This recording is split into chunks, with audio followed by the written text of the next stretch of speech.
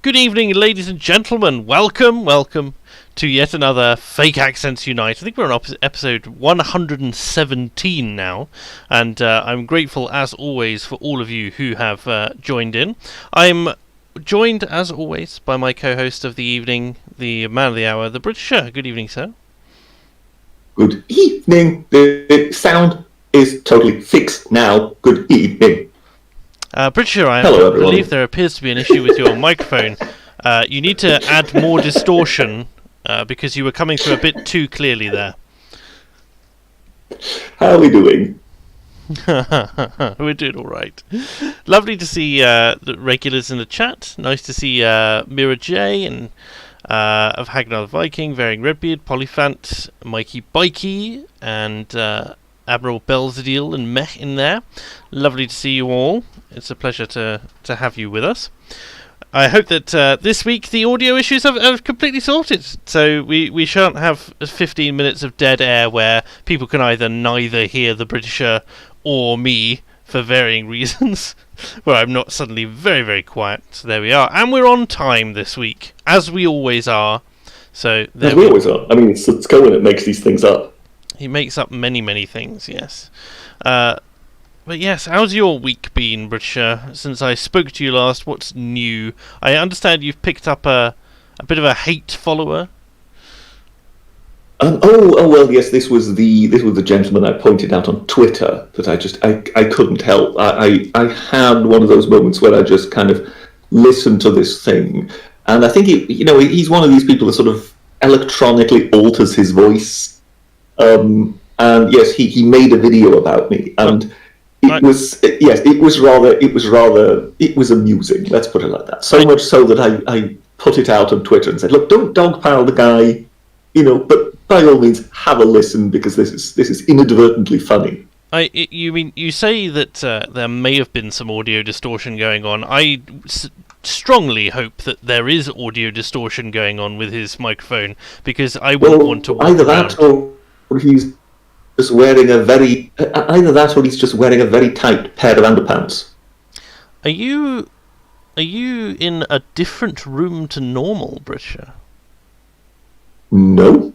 Oh, apparently people are saying you sound a bit echoey. You sound almost as if you're on the toilet. So people are saying.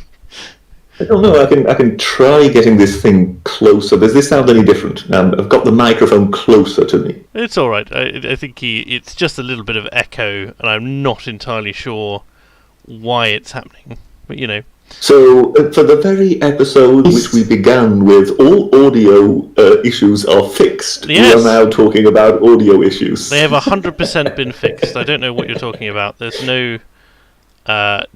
no reason to be dismayed. Okay, now speak. Say two pieces of toast. Oh, there we go. Does this echo? It does not. There we go. Marvellous. There you go. Now you're roboting, which is also slightly different. Right, okay. It's been 4 minutes. We can't delay. How can I be roboting? I'm not saying anything. You were roboting. No, you're not roboting. There we go. Welcome to the show, everybody. It's lovely to have you here. I hope that it's an enjoyable one for you as well.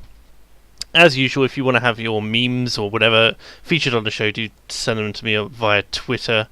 There's no other route to get them to me at the moment other than Discord. So if you're in a Discord, by the way, join the Discord. But yeah, it's been a pretty intense week, is what I would say. From my point of view, I've been working hard on trying to produce this statistics course for the academic agency. That's something which you might be interested in there, Britisher, given your statistical illiteracy. Just let's see if I robot.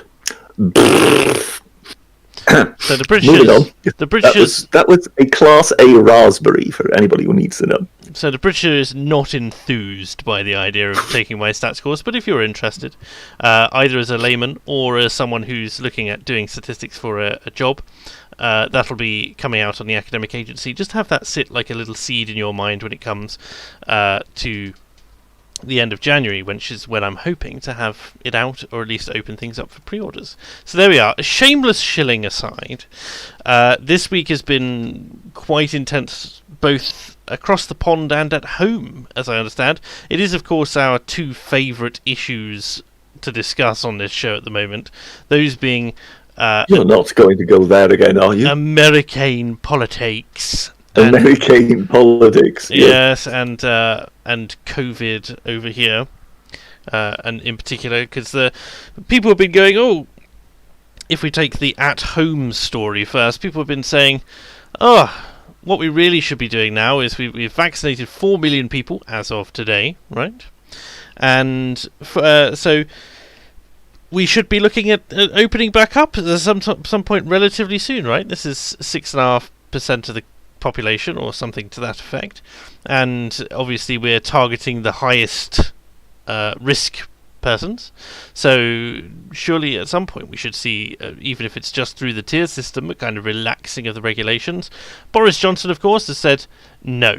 Matt Hancock and I think it was the Vector through which it came, and Dominic Raab, who said no, this is going to go on at least until March, which is, well, obviously what we expected when they said, it's just over Christmas, chaps. It's just over Christmas. It's just 3 weeks, just another 3 weeks, and now we're saying we're not going to really relax things for another couple of months, or a month and a half, or whatever it is, 5 weeks.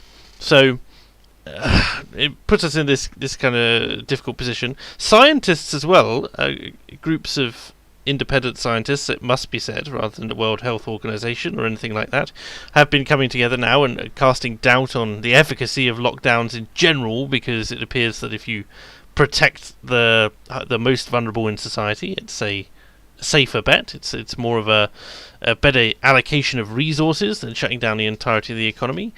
And we have the story today, of course, that the increase to universal credit, which was to the tune of £20 a week, which works out to be £1,040 per year, is being voted on tomorrow, I think it is. So the Labour Party is saying you can't just shove 200,000 more people into poverty, so this £1,000 a year is really going to help them out in the middle of a pandemic as well. Aren't you monsters? Have you heard anything about this, Britisher? Have you got any takes on this one? I don't really have a very strong opinion on that, largely due to the fact I don't know that much about it. I believe they've simply just added 20 quid a week for some time now. And now the time would have run out, so they're asking to extend it. Well, it's going to run out on the 31st of March, right? I have this BBC article here, which is very frustrating as well, seeing as that it doesn't explain when it came in and why it came in.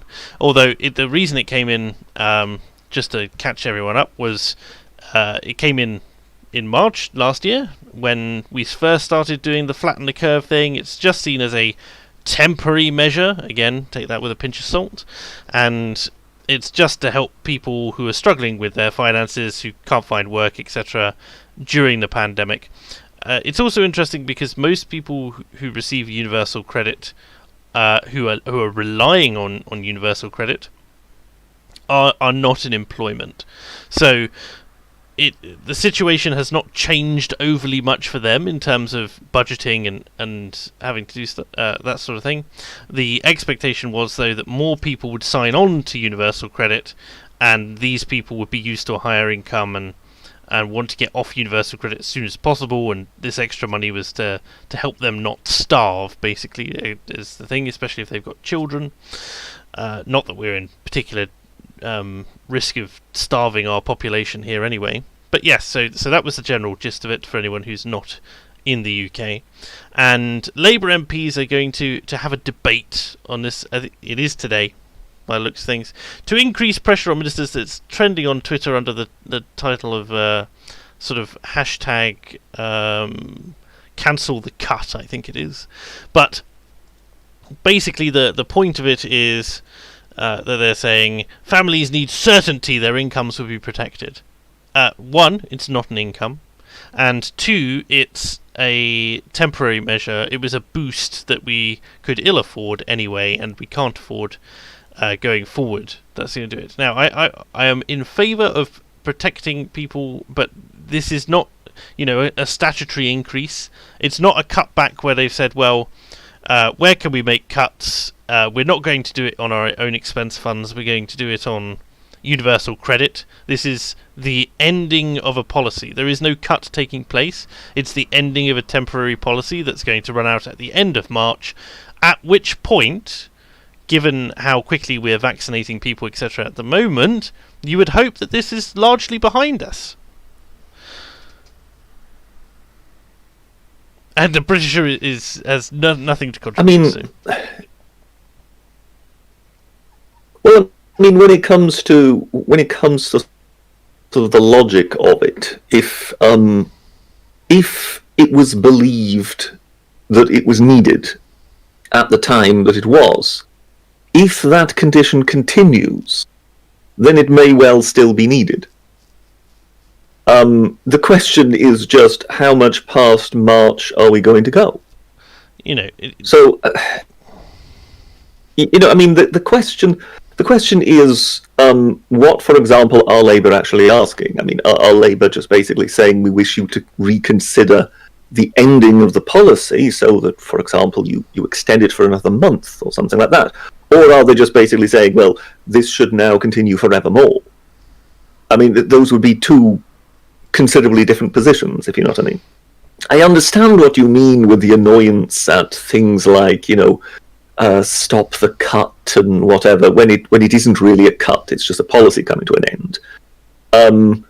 But yes, if we are not sure how much longer the whole lockdown scenario and whatever is going to go on, if we thought that this was necessary for people on certain benefits, then why would we now believe it no longer necessary just because the policy has come to an end? So I want to make two things clear about this story. One is this is a debate. It's not a binding policy decision.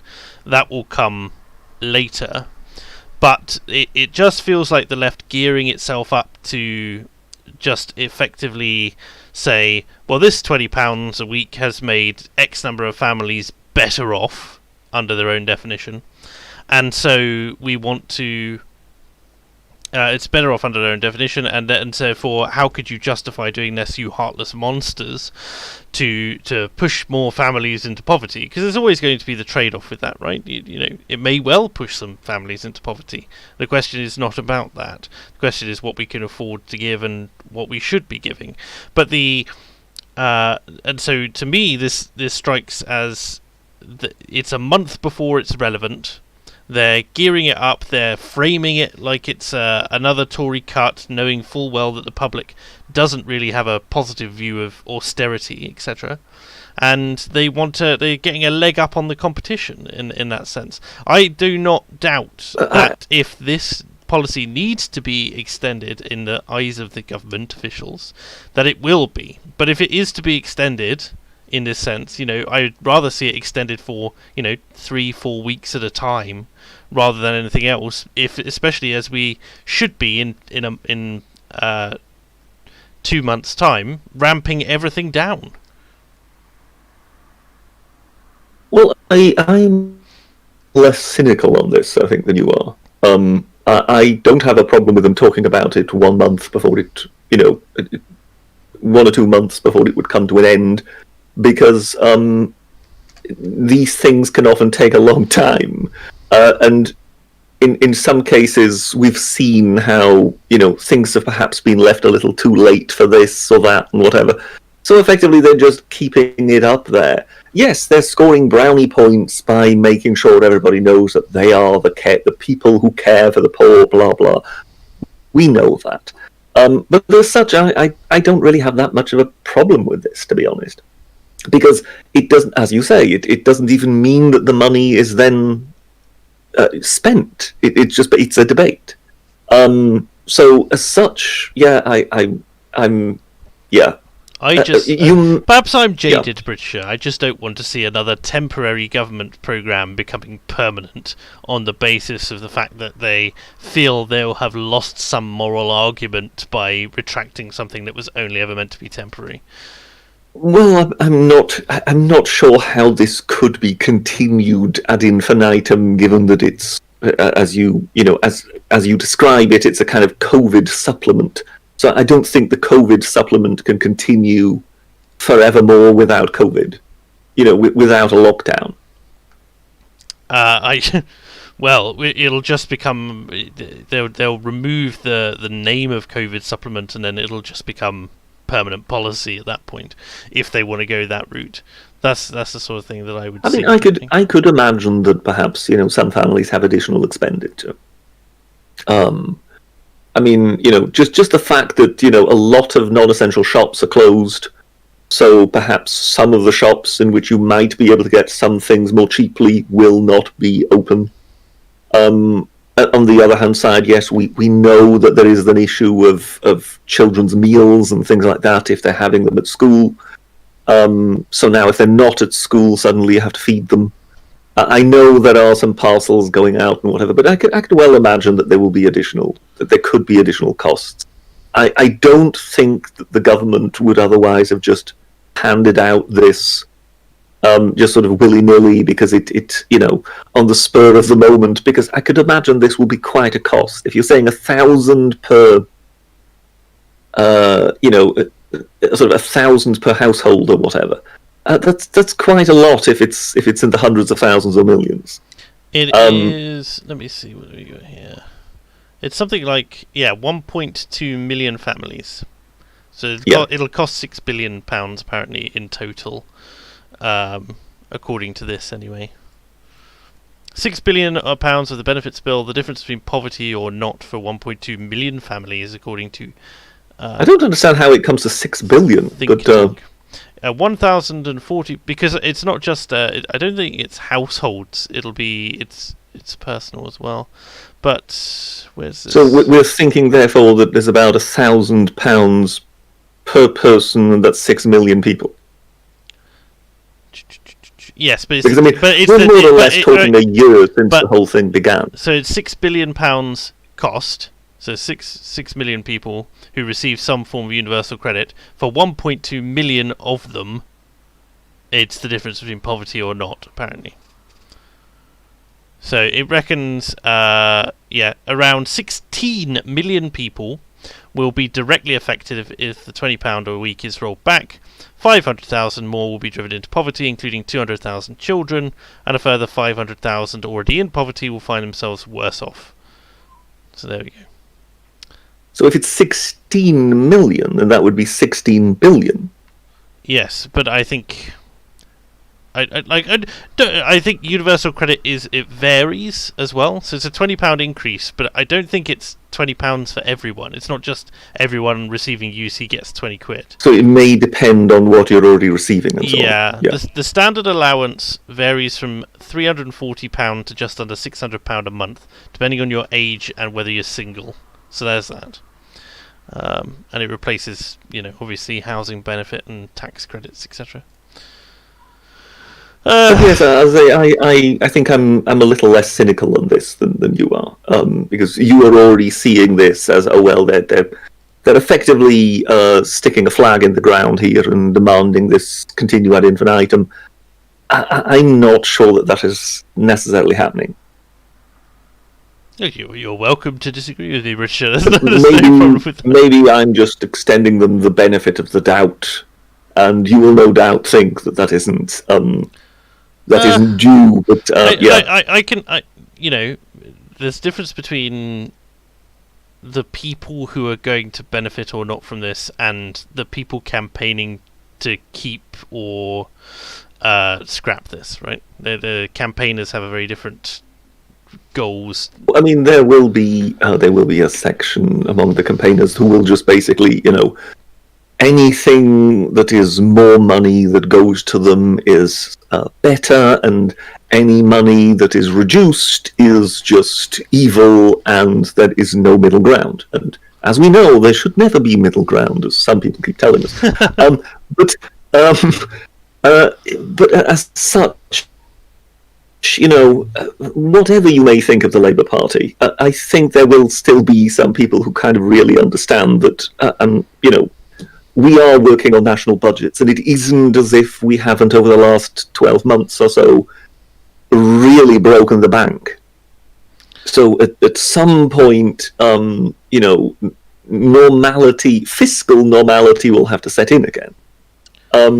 But, as I say, it always depends on what the situation is. And I think one has to be careful that if the government at some point decided that, okay, some people who live on very, very tight budgets may need this additional 20 quid, if you're maintaining the status that you thought necessitated this, if you maintain that status, then more than likely you will also have to maintain that funding.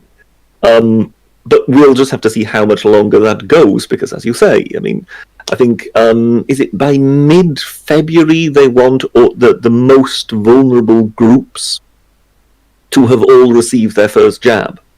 Yeah, they have... where's this now? They've said the first 4 million have had their first vaccine. So this is targeted at over 70s and the clinically extremely vulnerable, as defined by the NHS. And this is England specifically, but they're the people who have been receiving this. Obviously, I get really irritated with this. You know, we're the most lethal location for COVID-19 in the whole of the world, despite the fact that most places have stopped testing quite so extensively as we have, and that sort of thing. But more than half of the over 80s and half of the elderly care home residents have now been vaccinated their first jab. In some parts of the country, the vast majority of people in their 80s have had their first dose, and he specifically congratulated Slough. Anyway, that's that. So I saw a really interesting statistic actually regarding the... I know you hate statistics, but I saw a really interesting statistic regarding the whether or not people wanted to take the vaccine or not, which is by country rather than by more locally. Oh, I think you put that up on Twitter, wasn't it? Wasn't it the French who were the leaders in refusal? Yeah. So if I pop this up now for where's this here? Let me get this to actually capture the screen that I want it to capture.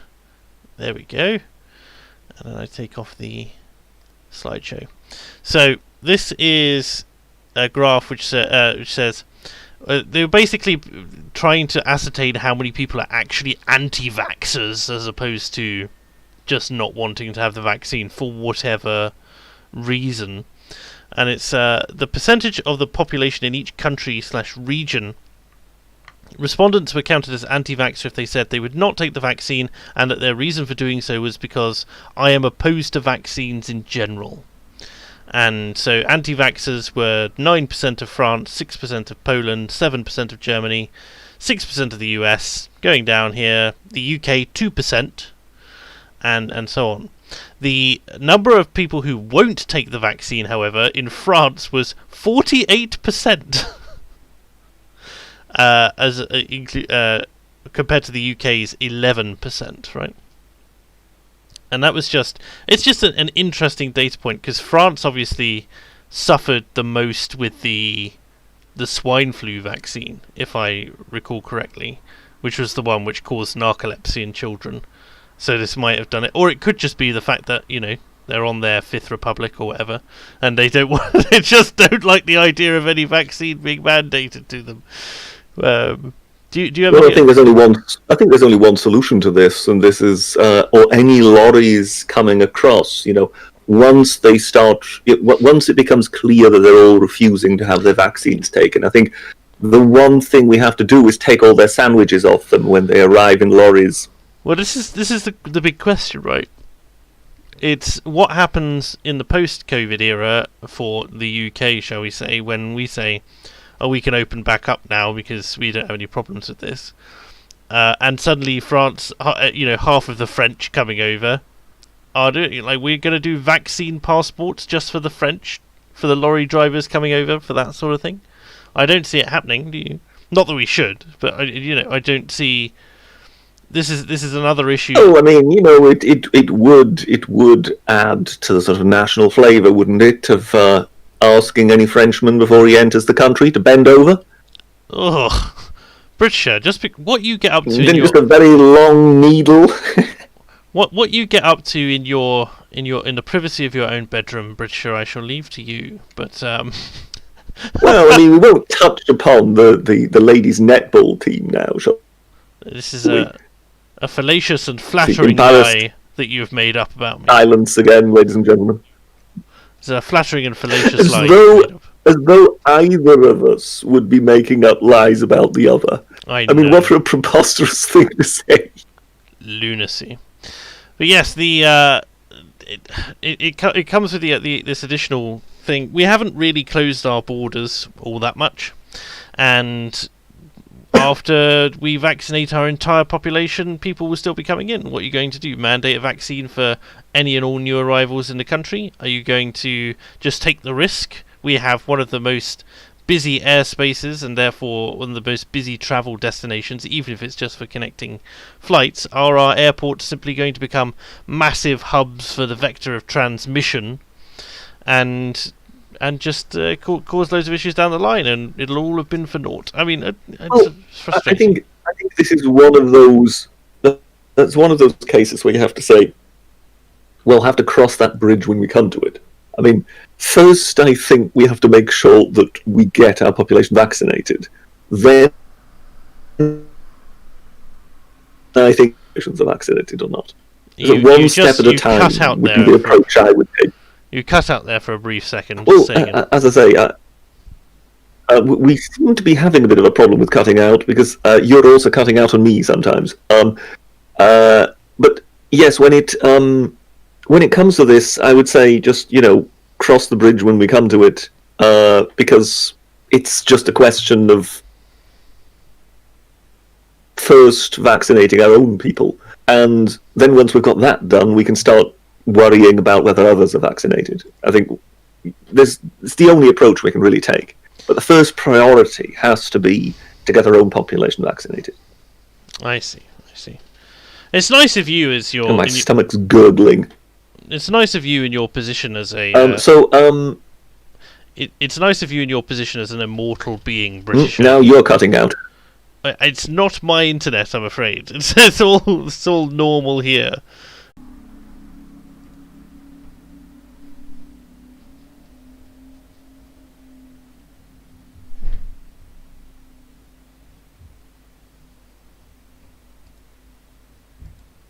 Are we live? Are we back? This is the question. People are hearing things, so that's always a good thing. Akash Arjar says huzzah. Marvellous. Okay, I can no longer witness the live stream. Chat is back, so that's good. I can witness that as long as it's popped out, because YouTube's funny like that. Sorry about this, chaps. I think the big question that we were all talking about while you were having an enforced absence was what level of irony we thought it was that just after you're telling me that it was at my end, you then disappeared. Yeah, I had just a complete hardware failure. And now we're working off Wi-Fi with a dodgy Wi-Fi adapter. So hopefully it just carries on. Chat was... Yeah. Okay. Chat's back for me. I have returned to chat. Thank you very much. At the end of the day, if in doubt, blame Susan, right? We appear... yes, yeah, I think we're all agreed it's Susan's fault. We have some really quite dodgy connection. If I go again, we'll shut down the stream. But until that moment, and we've gone again. Okay, have we gone again, or are we still? Hang on, we've got Fs in chat. According to the chat, we're getting some Fs. Oh. Oh, back again, according to Gaza President-elect. I tell you what. Well, I'll go through the super chats for this evening, so that if we have